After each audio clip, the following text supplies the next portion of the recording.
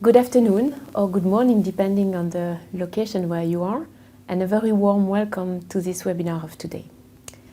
My name is Florence Tenier. I'm a partner within the investment management practice of Arendt and Medernach, and I'm very pleased today to be joined by Nathalie Berck, who is a counsel in the same practice, as well as with François Jacquemet, who is a director in our distribution team within our sister company, Arendt Regulatory and Consulting.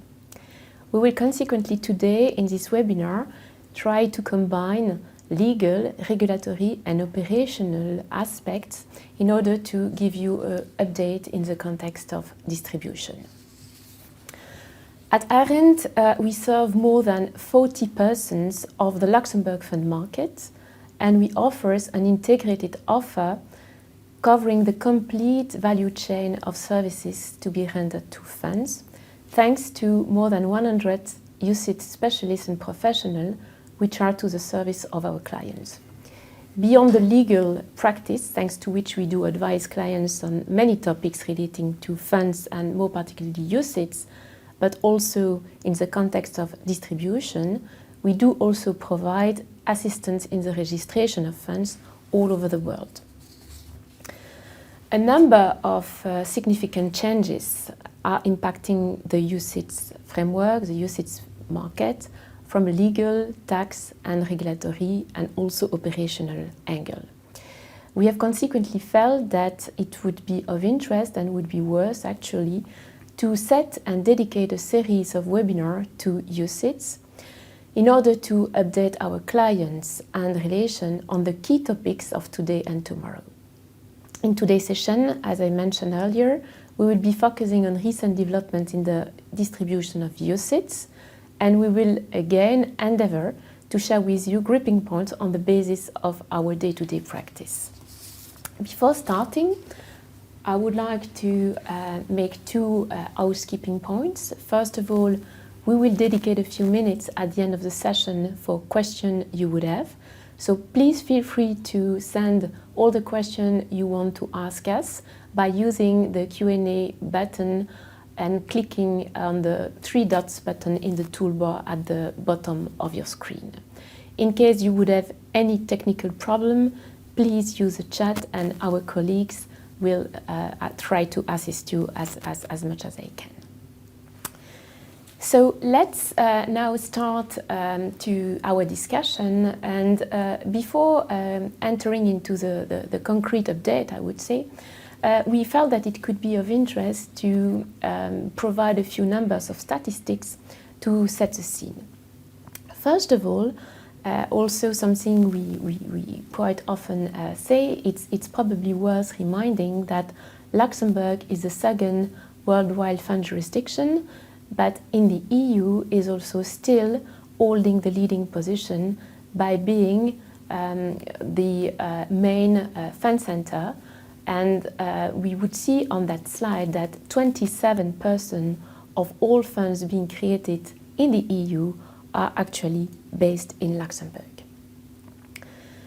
Despite obviously a dynamic alternative investment fund market and the growth, of course, in the alternative asset classes over nearly a decade, thanks mainly to the AFM passport, there is still an important trend on UCITS, since we can see on this slide that 75% of assets under management in all Luxembourg funds are actually out of the UCITS, which is relatively impressive. When it goes about cross-border activity, of course, the success of the UCITS brand is mainly due to the mutual recognition principle and the passport, which has been in activity for decades now. Luxembourg has been able to build a complete ecosystem which is dedicated to funds to take benefit of that passport capacity. And today, obviously, as I mentioned earlier, also the alternative investment funds is also benefiting from the passport since 2013. We know that 92% of the funds which are cross-border in Luxembourg are UCITS. And if we further deep dive, we would see on the pipe below that slide that 56% of the EU funds being sold on a cross-border basis are from Luxembourg, and it's worth noting that the main targeted market are still Italy, Germany, Spain, France, and Austria.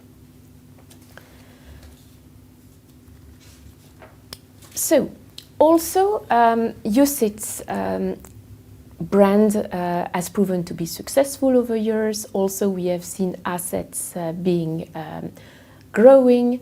There have been some voices to claim that some enhancements were to be done and that obstacles had to be waived.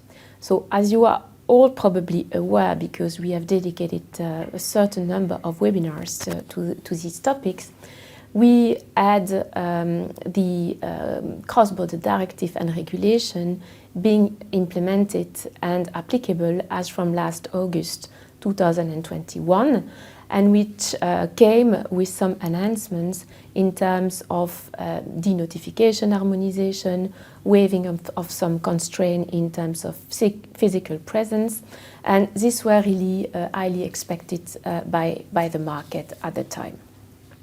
In today's session, we do not intend to review all the details and all the improvements which have been brought by CBDF, but we really want to focus on the concrete consequences of that new piece of regulation. During past webinars, we had the occasion to cover at length harmonization of notification, waiver of local presence, and all the changes to the notification process. But today, the idea is really to share with you our experience in implementing these changes in order to raise awareness on the challenges which, to some extent, are still faced in this context. So, François, you are assisting clients, obviously, in your day-to-day practice with registration of funds, and at that occasion, of course, you have also the occasion to test, I would say, all the improvement of CBDF. And I understand that it's not always so easy, and there are still some challenges. And maybe the first one you want to comment on is that update of the notification letter, which brings the 1 month prior notice that is to be seen as a burden, I believe. Indeed. I mean, as you just mentioned, of course, CBDF aim at enhancing harmonization through Europe, helping clients to easily cross-border them fund. The thing is, one change brought by CBDF was really not expected. It is definitely the 1 month prior notice applicable for any change made to the marketing arrangement, as it was stated in the Article 93.8. But the thing is, the scope has been enlarged to cover any change to the notification letter, including the additional share classes to be marketed. So since August 2021, what happened is, where before that, a simple notification allowed marketing the share class straight after the notification occurred, from August 2021, our client had to wait a long month before they can really initiate marketing. This problematic has been solved, I think, despite some frustration, of course, among our clients, either thanks to a production of kit anticipated ahead of a launch of a product, for instance, ideally a month before, of course. And when it was not possible, then we advise our client to nevertheless kind of pre-notify intention to market such additional share class, so that the day the kit is made available, it can still be provided to the relevant regulators, and then maybe they will save some weeks, I would say, instead of waiting a whole month. So, to be honest, it was not expected, that 1 month prior notice, by anyone. I trust it may have arisen because of a kind of harmonization between UCITS and alternative funds directive. Because in the alternative fund directive, you know, there is this 1 month prior notice applicable.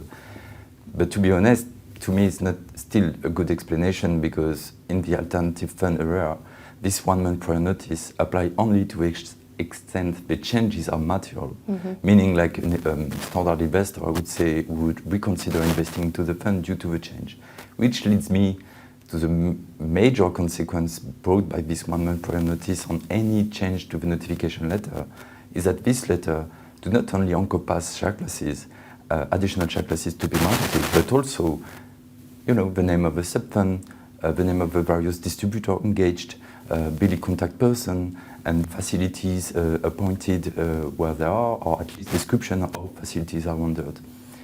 Which means, in principle, that any changes made to whose declaration as part of a notification letter will trigger a 1 month prior notice. And definitely we have seen some clients concerned about the fact that it can be very difficult to manage, especially when the distribution network is so wide that, you know, it's kind of impossible to anticipate a month before everything. So I think a pragmatic approach should be envisaged here, and of course notify, to the extent Luxembourg-based UCITS are concerned, notify the CCF as soon as possible. But I actually spotted the facilities declaration, and I think it's a good discussion we should maybe expand on, because as I just mentioned, facilities should be now part of the notification letter, at least an explanation as to how facilities will be rendered in the relevant countries. And it's key because, first of all, before CBDF occurred, actually the directive foresee indeed appointment of local agent, kind of paying agent, and there were room for explanation as to which agent will do what in the notification letter. Whereas since August last year, luckily, these local agents do not have to be appointed anymore. It might be the case, of course, some of our clients prefer to keep them, that we will discuss with Nathalie, but still the directive really allows to get rid of all local presence and to provide facilities from abroad, typically from Luxembourg, for instance, to the extent the local language can be complied with. And this is the thing here, which is not that easy to deal with for a client, because obviously in the country where English is acceptable, like in Ireland, it's not a problem, most of the legal documentation being in English, and most of Luxembourg player being fluent English speaker. It can become a problem in countries where, like in Austria, in Germany, in France, only official language is acceptable as to the provision of facilities services. And just a reminder that facilities services not only cover provision of documentation, can be questioned from the investor as to how they can redeem, subscribe the shares and so on, where they can find complaint handling procedures and so on.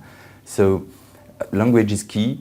In Luxembourg we are lucky because we can speak easily, I think, at least French, German, Luxembourgish and English.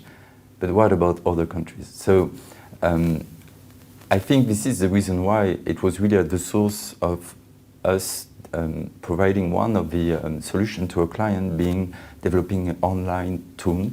The idea of the online tool is to provide facilities via the internet. So instead of having a local agent appointed, or on top of it, if they wish, our client can decide to leverage on a list of questions and answers, which are kind of provided on the web page, answering all the questions a typical investor may ask in the various language, depending the country targeted. And the only important thing to keep in mind, if such a solution is chosen, is to make sure that the description as to how facilities are rendered are described in a durable medium. Durable medium can be typically a prospectus, can be keyed, but maybe also a website to extend comply with the durable medium requirement. So I think this is a solution which is efficient, definitely allow our client to make savings, but it's not the only solution. Obviously, we have some clients requesting us from time to time to review their agreement. And recently again, Nathalie, we have seen a client coming back to us asking whether or not we could help them to review this agreement entered with the facilities agent, and notably probably to comply with the new CBDF disclosures. So would you mind explaining us what you are facing on a daily basis and which kind of help you can provide to the investors and the client? What we see is that existing local agents tends to remain in place with an adaptation of the contractual documentation. CBDF has introduced a new set of additional services to be part as facilities provided to investors, and this comes, of course, with a revision of the contractual arrangement.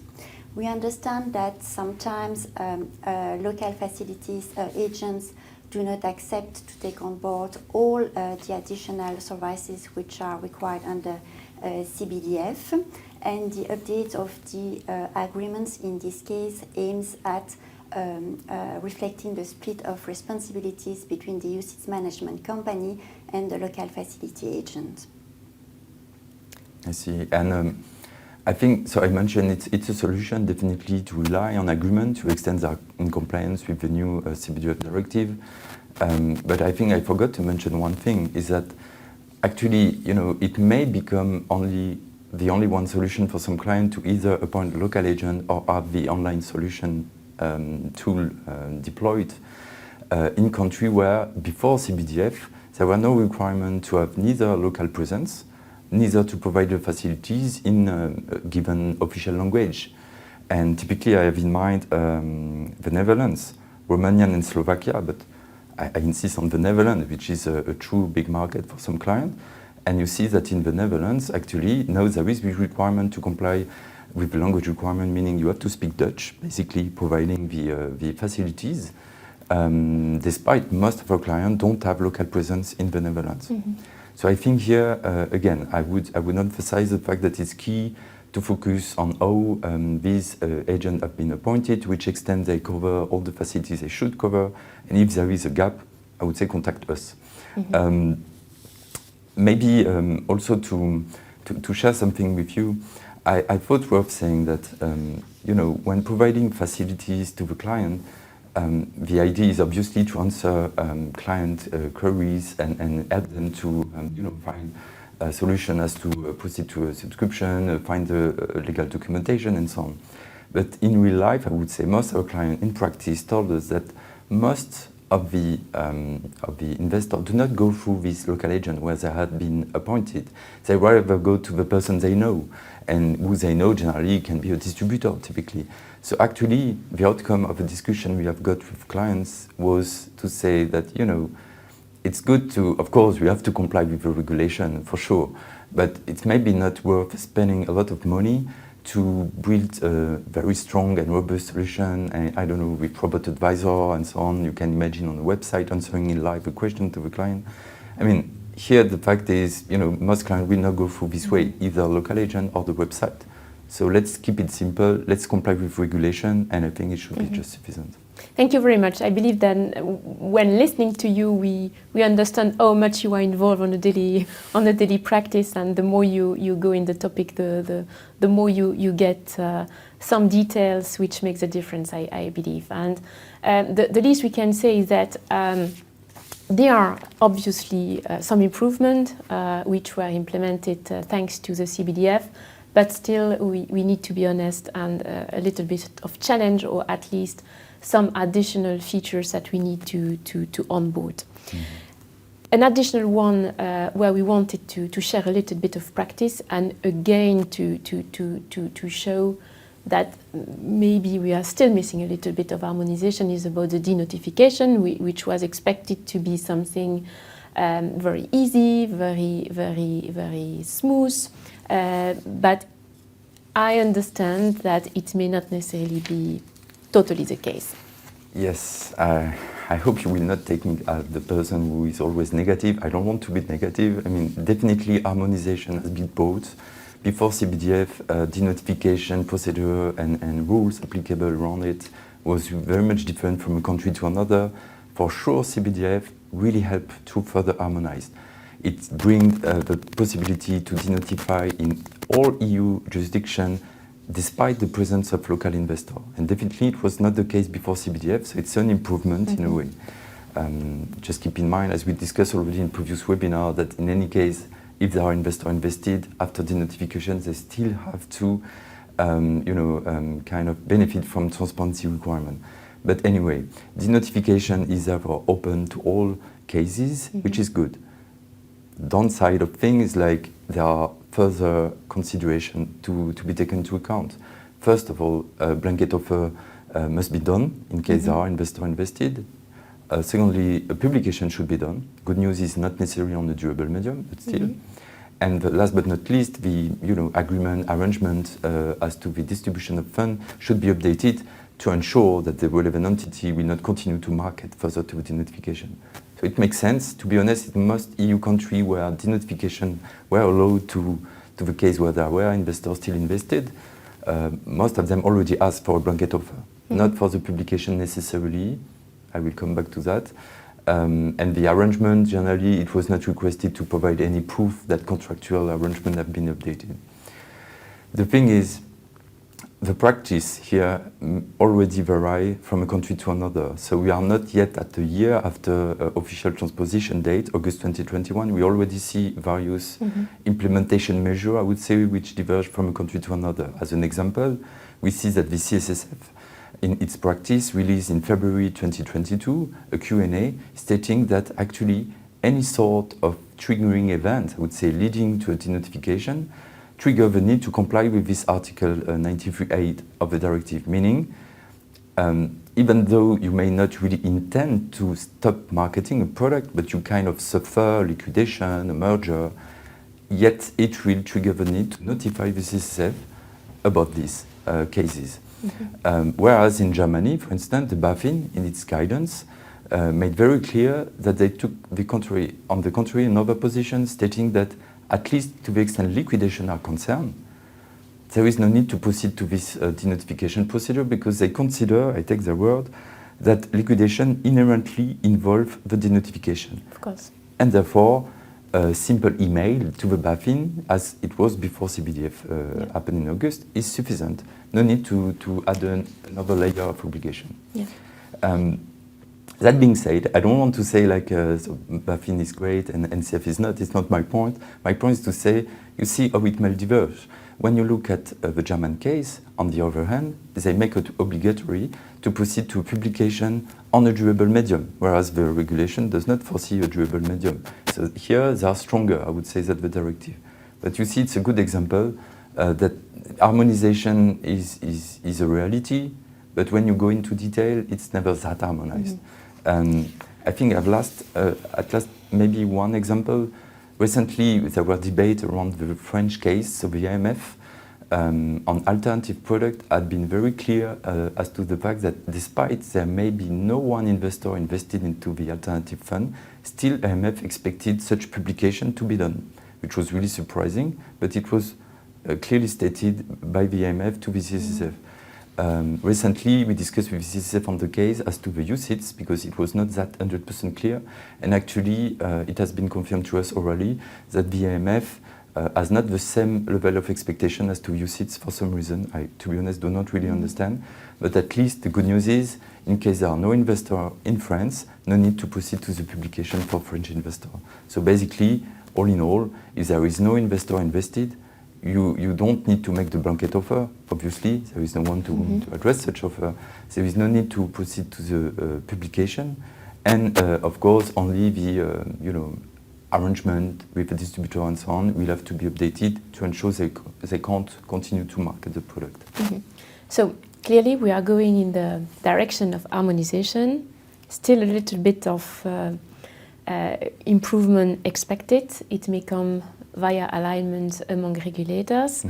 It may seem a theoretical discussion, but I would say that in our practice, for example, when we do apply for a change or for a liquidation and so on, where we do not necessarily have from a product perspective to grant 1 month prior notice, now we need to factor in the timing of the restructuration or the project that 1 month prior notice, which is more a question of additional timing to the effectiveness of the change. I believe that that's probably the lesson I would take. Yeah. So let's go maybe to another topic which is also quite important, which is the marketing communication, which is, of course, one of the cornerstones of the CBDF. And Nathalie, maybe you may wish to comment a little bit as to where we are in that process. Sure, Florence. So ESMA has completed the CBDF framework by issuing guidelines relating to identification and content of marketing communication. CSSF has also issued a circular 22795, which endorsed the ESMA guidelines, meaning that the CSSF does not go beyond the requirements of ESMA. Investment fund manager will have to assess themselves which documents qualify as marketing communication, referring to the white and black list examples which are provided in the ESMA guidelines. CSSF has indicated in its circular that it will perform sample testing of marketing communication to check compliance with the CBDF requirements and the requirements set forth in the ESMA guidelines. The circular suggests that an annex will be released at a later stage, and that this annex will reflect the concrete modalities of this sample testing being carried out by the CSSF. Yeah, I wanted to add that we are very much, of course, looking forward to receiving such annex to get further clarity. Why? Because we are also deeply involved with many of our clients, actually helping them to comply with FOOS regulation. We even built a database internally, listing all the relevant requirements, including USG, by the way. And of course, CBDF regulation, Article 4, and the relevant ESMA guideline brought harmonization and help us in our day-to-day to review marketing communication. But I think I want to take the opportunity to mention that yet keep in mind that it might be the case local laws apply on top of EU laws. So it's very key to keep track of all those laws, and the reason why I think building a database is quite important. And on top of the database, of course, consider organizing the review of the marketing communication in a way that you comply with the CSF expectation. So it's maybe too early now because you are still waiting for the annex to be released, but I think it's never too late to think about updating marketing procedures, including FOOS new requirement. It will be super important, I think, to ensure who review what, how it is organized and so on. Yeah, and I would say that beyond, of course, the content of this marketing communication, which are, of course, key from the funds themselves, from the product perspective, and where indeed there is an expectation that they would comply with this ESMA guidance, I believe the point here is to say, of course, on one hand, the CSSF confirms that they will not review on a systematic basis all marketing communication, and certainly not a priori, as it can be done by some other regulator, actually. But on the other hand, we also understand that the clear expectation on the Luxembourg-based management companies to implement some processes in order to, first of all, as mentioned by Nathalie, identify what is a marketing communication or not, and we would suspect also to ensure that they do comply with the ESMA guidance. And so there is clearly a process to be put in place, and I would say an additional compliance point to be added to the compliance checkpoint list, I would say, which is probably key. Mm-hmm. And maybe Nathalie, before discussing to whom exactly these guidance of ESMA do apply, there is also, of course, a lot of talks about SFDR and transparency requirement in terms of sustainability. Mm-hmm. And since we speak about the content of marketing documents and also additional expectation for management company based in Luxembourg to ensure that which documents are marketing documents and as much as possible the content, leading in my view to potential additional responsibility. What about that additional constraint in terms of sustainability and the impact on marketing documents? Yeah, we have seen that the MiFID framework has been updated, and that distributors now have to take into consideration sustainability aspects and sustainability preferences of their clients. This means that certainly distributors will include sustainability elements in their marketing communications. And ESMA has preempted this element by also adding to the guidelines or covering in the guidelines these sustainability elements, and requiring that when sustainability elements are used in marketing communication, that these information have to be in line with the fund prospectuses and the fund key information documents. Okay, so again, additional point of focus. Attention, focus, and potential liability, I would say. As I mentioned, I believe it's also probably of interest to re-clarify to which bodies these ESMA guidance are directed. I understand that it might be the manager. That's the fund manager, yeah. And what about the distributors? So there was a discussion, whereas the requirements applies to a marketing communication that are being issued by distributors. As you mentioned, Florence, CBDF applies only to fund managers. And in its guideline, ESMA decided not to opine as to whether fund managers remain responsible for a marketing communication issued by distributors. ESMA was considering that the focus of the ESMA guidelines was, let's say, limited to the identification and the content of marketing communications.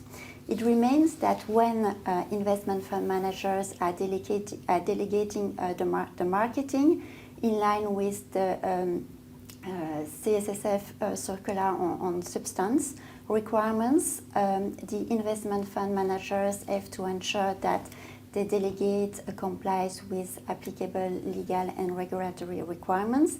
And of course, this applies also to marketing communications.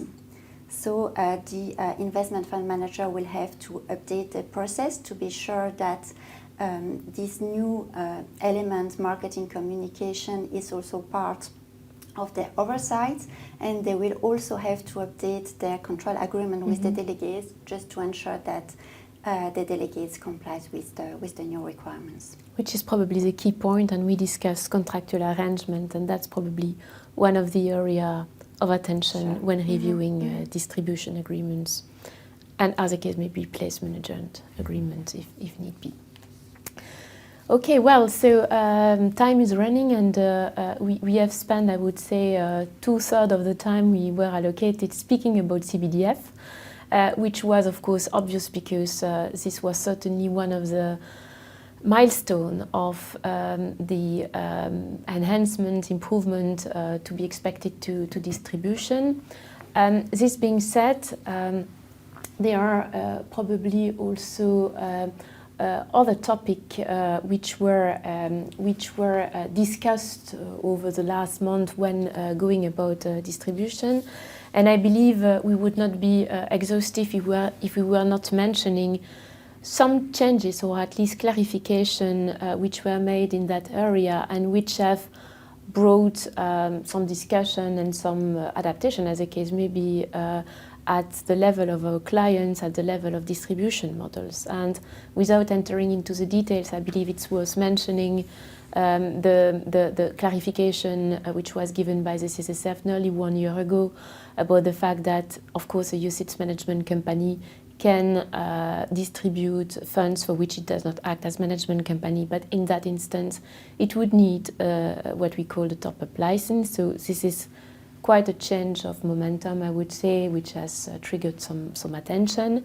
without mentioning, of course, the fact that it was also clarified that when a non-EU investment firm wants to perform investment services in the EU, among which some which may be related to distribution activities, this would trigger a notification, a proper notification, and in Luxembourg it is a notification to the CSSF. So these are also important topics which kept us busy in the distribution and which are part of all this discussion we have. But we need also to look at the future, I would say, and in a few minutes, if I can ask you, François, we need to update the audience about two changes, two projects, if I can say so, which could have an impact on a short to mid-term basis on the distribution. Absolutely. Definitely. The first one you can see on the screen, the 22810 circular released very earlier. I think it was in May, so less than a month ago. We've got to be a notification and denotification procedure, which will at some point in time have to go through eDesk, the portal which already exists and used by VCF for many other reporting and filings. But the key thing here, it will be a real game changer, because since UCITS 4 entered into force, so when I started working at Arendt more than 10 years ago, we had this procedure where we use either a CNIPE tool or FunSquare tool, the famous e-file system, to proceed to the relevant notification. And recently denotification further to CBDF. The thing is, we have no much information as to which extent it will apply in a month, 2, or maybe a quarter. Definitely, we believe that to the extent UCITS are concerned, it should not be the priority of the CSSF, because I think it will trigger a lot of improvement and development, I would say, rather, in the tool. Typically, as you can imagine, today we have this tool in FunSquare and CNIPE where you can feed the notification letter, and then it makes the relevant PDF and XML requested. eDesk is not able to do that today. So we believe it will rather be on the alternative fund before the UCITS. So, but still, keep an eye on eDesk portal, because this is the only way for the time being to ensure whether or not this portal will have to be used. And the other key information you should have in mind is that ESMA released a consultation paper which has to be answered by September 2022. The consultation paper relates to the forms, I would say notification forms, alternative fund, but also UCITS fund, marketing and management. We went through quickly this consultation paper. I just wanted to mention a few things which I believe are of importance. On top of billing contact person and facilities which have to be described, and we knew it would happen, we have been surprised to see a little box called update on the top of UCITS forms, which means that probably ESMA and therefore the CSF would expect to receive updated letter each time a change is made. So when we discuss the 1 month prior notice, it would trigger update of the form, and it could really be a real administrative burden for you. So of course we keep an eye on it. We'll discuss further with the CSF as much as we can, and sorry, not the CSF, with Alfie, because we are part of a discussion about that. But I think it's a key thing. I would say just the deadline for ESMA, at least not a deadline, but they mentioned that the final report from ESMA will probably be released beginning of 2023. So we still have some time for discussion and commenting these changes. Okay, so we intend in all means to have this webinar series being redundant, so I'm sure we will have the occasion at the next session early next year maybe to cover also this topic. And I would of course not avoid to mention that among these topics that we will probably need to cover at the next session, because we have probably some developments to be expected there, is of course first of all the UCITS directive revision, which is ongoing, and where we understand that there might be some proposal to consider that a distributor acting on his own, not by being entrusted by the management company or the fund, would not be seen as a delegate. Of course, it's still a project, but it could be a major change in terms of oversight of distributors, so something to be watched. And I would also mention, of course, the revision of the Capital Requirement Directive, which seemed to suggest that if financial service provider not based in the EU wanted to perform service in the EU, it would need to go through a branch. So I would see some impact also for distribution. And of course, how not to mention the current discussion at EU level to simply ban inducement, which is obviously a hot topic which is heavily discussed, but probably something that we will discuss further at the next edition. So we had promised to keep a little bit of time to address some questions, and we have received quite a number of questions. So obviously we will not be able to cover them, all of them at this session, but we will undertake to revert in writing with answers to the person who ever raised these questions. This being said, we certainly have time for one question or two. So first of all, Nathalie, we have been requested why we have not covered pre-marketing, suggesting that it was not applicable to UCITS. This is correct, Florence. The pre-marketing is not applicable to UCITS funds. It was discussed whether it will be included in the cross-border marketing directive package, but in the end it was not captured. We cannot exclude that it will in the future, pursuant to ongoing discussion, but for the moment in Luxembourg, pre-marketing of UCITS is not permitted.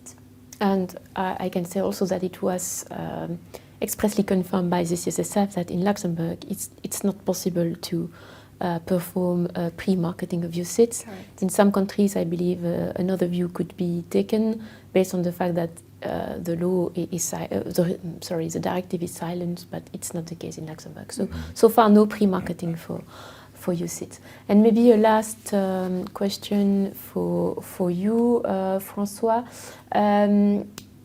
What is the status of the implementation? Have all countries been implemented CBDF, or do we still Nearly all. Nearly all. Nearly okay. all. So that was not a good question. No, it's a good question. I think it's a recurrent question we have, obviously, and I mean, I have in mind that obviously, you know, as part of the EEA countries are EU, but also Iceland, Liechtenstein, and Norway. These three countries do not apply CBDF in full yet because the agreement entered between the EU and those countries has not yet been updated. On top of these countries, I have in mind Italy.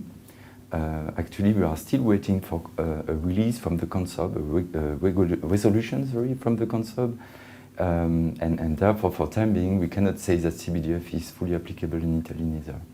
There are still discussions in some countries as to the language. So it's good to know that where CBDF has been transposed or not, but I think it's key also to keep in mind that this language as to the provision of facilities is also a very important thing. So we are in direct contact with many regulators and lawyers as to ensure which language can be really be acceptable as to the provision of facilities. And here I think about a Czech Republic where actually it seems it has been forgotten to be published, so we are still waiting confirmation whether English could be sufficient because definitely it could be difficult for many clients to speak Czech, typically from Luxembourg. Thank you, and I believe you covered that one, but question was whether the UCITS was released to provide some documents to remaining investor after denotification, and I believe you covered that. In a way, it's true, because when I mentioned that transparency requirement apply, this is what I meant, in a way that the investors still have to be provided with the relevant documentation, but it has to be also in the relevant language, at least as to the kids. So KID will still have to be translated, as the case may be, in the relevant country for the relevant investor.